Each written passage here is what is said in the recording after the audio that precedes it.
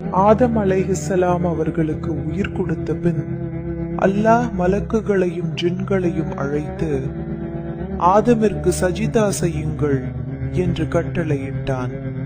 அல்லாஹ்வின் கட்டளைக்கு கீழ்ப்படிந்து அனைவரும் சஜிதா செய்தார்கள். ஆனால் ஜின் இனத்தை சேர்ந்த இப்லீஸ் மட்டும் சஜிதா செய்ய மறுத்து கர்வத்துடன் நின்றான். அல்லாஹ் அவனிடம், இப்லீஸே, நான் என் கைகளால் படைத்தவருக்கு சஜிதா செய்ய உன்னை தடுத்தது எது என கேட்டான்.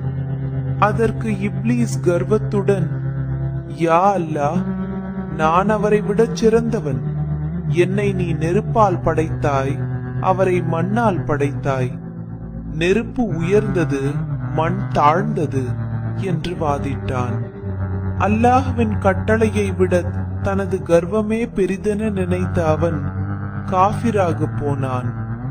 அல்லாஹ் அவனிடம், இங்கிருந்து வெளியேறு, நீ சபிக்கப்பட்டவன் என்று கூறினான். அப்போது இப்லீஸ், யா அல்லாஹ், உன் கண்ணியத்தின் மீது ஆணையாக மனிதர்கள் இருக்கும் இடத்திலிருந்தே அவர்களை நான் வழிகெடுப்பேன். அதற்கு எனக்கு அனுமதி கொடு என கேட்டான்.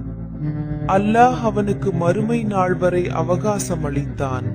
ஆனால் என் உண்மையான அடியார்களை உன்னால் ஒன்றும் செய்ய முடியாது என்று எச்சரித்து அவனை சொர்க்கத்திலிருந்து வெளியேற்றினான்.